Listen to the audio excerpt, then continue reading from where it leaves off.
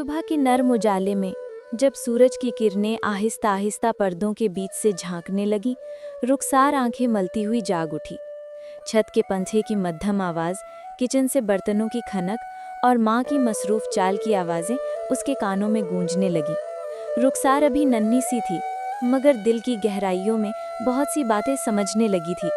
जब से उसने होश संभाला था, देखा कि माँ हमेशा मसरूफ रहती है, कभी चूल्हे के पास, कभी झाड़ू में, कभी कपड़ों के ढेर में। हाथों में छाले और माथे पर पसीना, मगर चेहरे पर एक सब्र भरी मुस्कुराहट। घर हमेशा मेहमानों से भरा रहता था, ज्यादातर वालिद के रिश्तेदार जो हफ्तों कभी महीनों तक टिके रहते। खाने की खुशबू, बर्तनों की खड़खड़ाहट और माँ की आवाज़ घर के हर कोने में गूंजती रहती। रुखसार अक्सर दरवाजे के करीब बैठकर माँ को देखती। वो एक हाथ से सालन हिलाती और दूसरे से चूल्हे की आंच बढ़ाती, मगर जैसे ही वालिद कमरे से निकलते, फिजा बदल जाती। उनके कदमों की चाप सुनते ही माँ का चेहरा संजीदा हो जाता, रुखसार की हंसी दब जाती और घर की रौनक जैसे लम्हों में मद्धम हो जाती। वालिद सख्त मिजाज के थे। उनकी आंखों में एक ऐसा वकार था जिसमें मोहब्बत कम और हुक्म ज्यादा झलकता था।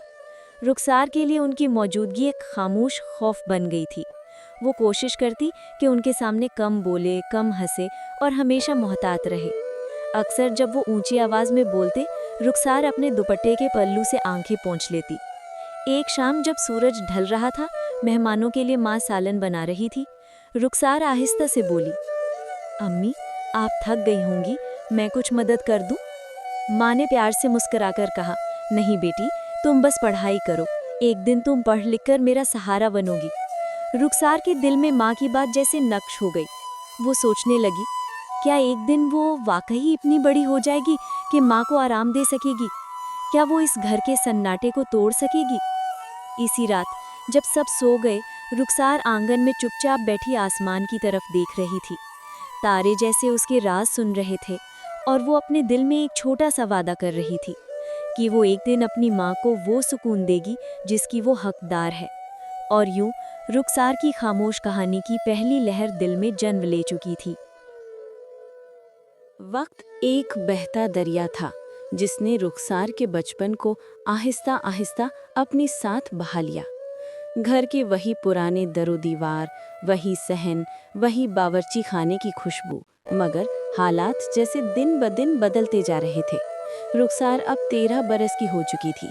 घर में सबसे बड़ी बहन मारिया थी, जो नर्म दिल मगर बहुत संजीदा मिजाज लड़की थी। अभी उसकी उम्र बमुश्किल 18 साल हुई थी कि बाप ने उसकी शादी तय कर दी। जल्दी, इतनी जल्दी कि माँ की आंखों को भी यकीन ना आया। शादी के दिन मारिया के हाथों पर मेहंदी लगी, चेहरे पर हल्की मुस्कुराहट थी, मगर आंखों में एक अनजाना खौफ। रुखसार ने बहन को जाते देखा तो दिल जैसे खाली हो गया।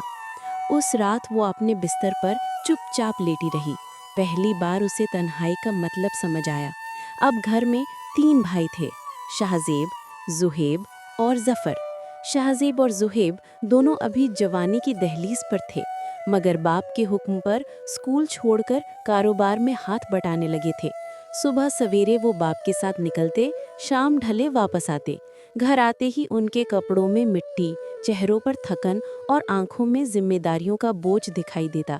रुखसार अक्सर खिड़की के पास खड़ी उनका इंतजार करती। जब वो आते तो भागकर पानी लाती, कभी तौलिया देती, कभी माँ के साथ खाना लगाने में मदद करती। माँ मुस्कुरा कर कहती, रुखसार मेरी मददगार है, ये सबसे समझदार है। मगर रुखसार के दिल में सबसे नर्म गोशा जफर के लिए था। जफर उससे सिर्फ 2 साल बड़ा था। दोनों का रिश्ता जैसे 2 हमराज दोस्तों का था। कभी घर के एक कोने में बैठकर कहानियां सुनाते, कभी आंगन में खेलते, कभी चुपचाप एक दूसरे की किताबें देखते। जफर हमेशा कहता, रुखसार तुम बड़ी होगी तो मैं तुम्हें सबसे अच्छा गिफ्ट दूंगा। और रुखसार हंसते हुए जवाब देती, पहले खुद बड़े तो हो जाओ। ऐसे ही दिन गुजर रहे थे कि एक दिन घर की फिजा बदल गई। वालिद बहुत ज्यादा बीमार हो गए थे। पहले तो सबने समझा कि आम बुखार है, मगर दिन गुजरते गए और बुखार कम होने के बजाय बढ़ने लगा। शाहजेब और जुहेब के चेहरों पर परेशानी छा गई। माँ के हाथों की लर्जिश बढ़ गई और रुखसार के दिल में एक अजीब सा खौफ जागने लगा। وہ راتیں جب باپ کی کھانسی کی آواز گھر کے سکون کو چیر دیتی، رخسار کا دل دھک سے رہ جاتا۔ ماں ساری رات ان کے سرہانے بیٹھی پانی دیتی، دعائیں مانگتی اور کبھی رخسار کو آواز دیتی، بیٹی دوا پکڑاؤ۔ رخسار اپنی ننھی انگلیوں سے گلاس تھامتی مگر دل میں بے چینی بڑھتی جاتی۔ ظفر اکثر بہن کا ہاتھ پکڑ کر کہتا، ڈر مت، ابا ٹھیک ہو جائیں گے، اللہ سب سن رہا ہے۔ مگر رخسار کے دل میں ایک انجانی اداسی گھر کر گئی تھی، جیسے اسے محسوس ہو رہا ہو کہ زندگی اب پہلے جیسی نہیں رہے گی۔ رات کے سناٹے میں جب سب سو چکے ہوتے، وہ خاموشی سے جاگتی اور چاند کو دیکھ کر ماں کے لیے، باپ کے لیے، اپنے گھر کے لیے دعائیں مانگتی۔ چاندنی کی نرم روشنی میں اس کے آنسو چمک اٹھتے جیسے امید اور خوف کا سنگم ہو۔ وہ نہیں جانتی تھی کہ یہ راتیں، یہ دعائیں آنے والے دنوں کے امتحان کی شروعات ہیں۔